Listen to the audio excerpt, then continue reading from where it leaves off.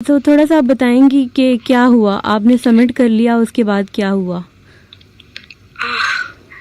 I think मेरे 24 hours से ऊपर हो गया था और we submitted maybe 5 PM, शायद 5 PM और 7 PM के बीच में वी सबमिटेड एंड 25 आवर्स से ऊपर हो चुका था मुझे विदाउट ऑक्सीजन। तो इट्स मतलब very hard to handle your mind out there, क्योंकि आपको लैक ऑफ ऑक्सीजन की वजह से आपके माइंड को ऑक्सीजन नहीं पहुंचता, जिससे आपका जो माइंड है वो कंट्रोल करना आपकी बॉडी को कम कर देता है। बहुत सारे शेरपा चेंज हो चुके थे मेरे, तो मुझे समझ नहीं आते कौन मेरा शेरपा है कौन नहीं है।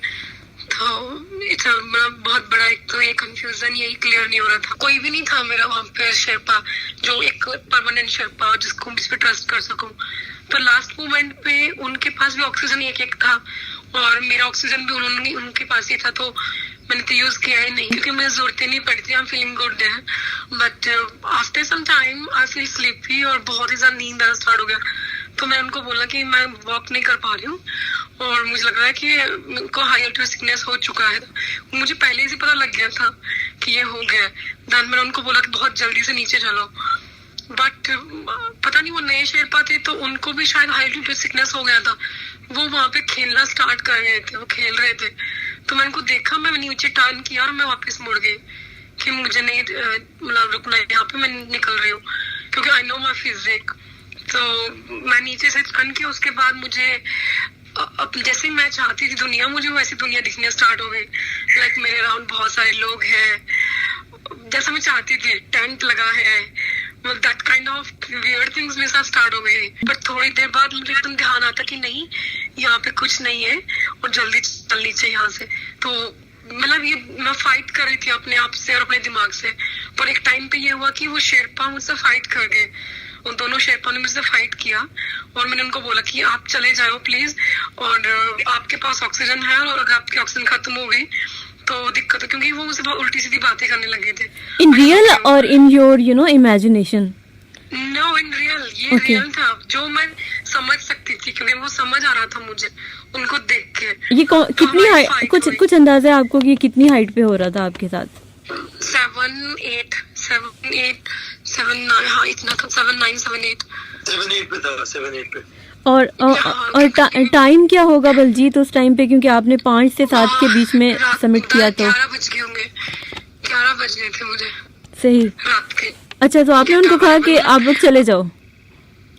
हाँ, मैंने उनको बोला कि आप चले जाओ प्लीज, अभी आप मर जाओगे यहाँ पे, आप ऐसी उल्टी सीधी बातें कर रहे हो, प्लीज चले जाओ यहाँ से। देन उनको पहले एक शेरपा वहां से चले गए मुझे छोड़ के, फिर दूसरा शेरपा बोला कि मैं चला जाऊं। मैंने बोला हाँ आप भी चले जाओ वरना आप मर जाओगे, और मैं तो ऑक्सीजन यूज कर ही नहीं रही हूँ, ठीक है, और हमारे पास लिमिटेड ऑक्सीजन है। सो आप दोनों जाओ, मैं पीस बेस कैंप में आती हूँ, मैं मिलूंगी, मैं वापस आऊंगी, मैं खुद आ जाऊंगी, बट आप दोनों जाओ यहाँ से, you gonna die, both gonna die here. वो लोग उसके बाद चले गए एंड आई थिंक मैं सो गई उसके बाद 2-3 घंटे शायद बर्फ पे ही। फिर रात को मैं मतलब उठी 7800 पे आप सो गई? हाँ, मैं वहीं पे सो गई थी, और जब मैं उठी तो मैंने देखा कि मेरे को इमेजिनेशन में दिख रहा था पहले, जैसे उन लोगों को भेजा तो मुझे लगा कि मेरे साथ मेरे टेंट है, 3-4 लोग साथ में बैठे हैं, हम मतलब आई डोंट नो क्या चल रहा था। मैंने आंखें खोले तो वहाँ कुछ नहीं था। जब मुझे कैंप 4 का लाइट दिख रहा था बहुत दूर से, तो मेरे दिमाग में सिर्फ वो फ्लिकर था कि मुझे वहां तक पहुंचना है। तो मैंने रात भर अपने आप को ड्रैग किया, आई डोंट नो मैं कैसे खुद को संभाला, मुझे खुद नहीं पता। एक्चुअली ट्रेनिंग बहुत अच्छी है क्योंकि मैंने इंडियन आर्मी के अंडर जाके ट्रेनिंग किया है, और मुझे लगता है कि ये ट्रेनिंग का ही असर था मेरी, क्योंकि मुझे वो सारी बातें याद आ रही थी जो मेरे इंस्ट्रक्टर ने मुझे समझाई थी कि ऐसा होता है पहाड़ों में जाने के बाद जब तुम बहुत सेंस खो देते हो, तो रिमेम्बर वन थिंग कि तुम्हारा जो सेफ्टी एंकर है एंड रोप है वो बस छोड़ना मत, बाकी तुम पूरी दुनिया छोड़ दो, कोई प्रॉब्लम नहीं है, बस वो मत छोड़ना। तो आई थिंक मेरे दिमाग में सिर्फ वही था कि सेफ्टी एंकर को टच नहीं करना और रोप को बिल्कुल टच नहीं करना भी है तो आराम से सोच समझ के प्लग करना है, उसको अलग से स्टिच करना, दैट काइंड ऑफ मतलब सेफ्टी एंकर कैसे शिफ्ट करना है, वो मेरे दिमाग में बहुत से क्लियर था बीच में मैं भूल भी जा रही थी कि मैं कहाँ हूँ। So this is my first experience. मुझे इसके बारे में कुछ पता नहीं लगा और ना ही मैं अज्यूम कर पा रही हूँ, ना ही मैं इमेजिन कर पा रही हूँ कि मेरे साथ है। बट मेरे को इतना समझ आ रहा था कि अब मेरी फाइट ना किसी और के साथ नहीं, मेरे दिमाग के साथ है। एंड वो फाइट विन करना लाइक बहुत मुश्किल है, क्योंकि आपका माइंड ही आपको बोल रहा है कि बलजीत तू एंकर क्यों लगा रही है, छोड़ ना एंकर, बिना एंकर के उड़ जा। That kind of I behave like a childish, like मुझे 36 hours हो चुके थे। So 38 hours हो चुके थे मॉर्निंग में। मैं बहुत कोशिश किया, मैंने कैंप 4 के लिए आवाज लगाने के लिए, लाइट करने के लिए, पूरी रात मैंने ताका है मतलब कैंप 4 को, और मुझे दिख भी रहा थे, लोग वहां पे खड़े थे बहुत सारे, मेरी आंखें सब कुछ दिख रही है, बट मुझे सिर्फ कैंप 4 दिख रहा है, बाकी मुझे नीचे का कुछ भी याद नहीं था। एक लास्ट चांस था, मैंने खुद को ऐसा किया कि मेरे को खड़े होना है, और मैं इतनी वीक नहीं हो सकती कि मैं नीचे जा नहीं सकती। सो मैं खड़ी हुई एंड मैं कैंप 4 की तरह 100 मीटर और जाके मैंने खुद को पुश किया एंड मैं एक जगह फिसल भी गई, और मेरे ख्याल से 10 या 20 मीटर फिसली होगी और नीचे मैं एक एंकर हो गई। तो जैसे मैंने पीछे देखा, देखो मेरा एंकर वहां पे, तो मेरे को प्राउड ऐसा फील हुआ कि देखो मेरे एंकर ने मेरे को बचा लिया।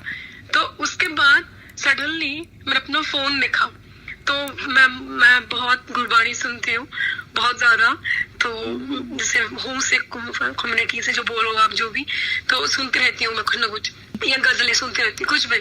सो मेरे को ध्यान कि मैं सुन लेती हूँ, मैं भी सुन लेती हूँ भजन, मेरे दिमाग में ऐसा है। तो सडनली ध्यान कि नो बलजीत तू, ये तेरे पास गार्मिन का एक डिवाइस था मेरे पास जो मैसेंजर है, सैटेलाइट से ऑपरेट होता है या, तो मैंने बोला कि क्यों ये यूज करती हूँ ना, मैं बुलाती हूँ किसी को। एक तो ये बहुत शेमफुल बात है ना कि आप क्लाइंबिंग करने गए हो और ऊपर से आप तो रेस्क्यू बुला रहे हो अपने लिए, है ना। तो बट मेरे पास कोई ऑप्शन नहीं था, क्योंकि मैं खड़ी नहीं हो पा रही थी, मेरे पास यही लास्ट ऑप्शन था। तो मैं अपने टीम को पहले मैसेज किया कि मैं ठीक हूँ, मैं लाइव हूँ 7-7:30 बजे मॉर्निंग में, बट मुझे वहां से रिप्लाई नहीं आया। फिर मैंने अपने जो एजेंसी था उनको मैसेज किया, वहां से भी रिप्लाई नहीं आया।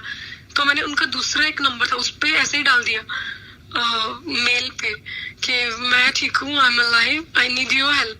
तो तभी एकदम से रिप्लाई आता है मुझे, 1-1.5 घंटे बाद रिप्लाई आता है, Baljeet I you okay? I said yes I am okay, I need your help. पर मैं सही से लिख नहीं पा रही थी क्योंकि मेरी आंख ब्लर हो चुका था, मुझे बहुत धुंधला दिख रहा था और मतलब मुझे बहुत चक्कर से आ रहे थे।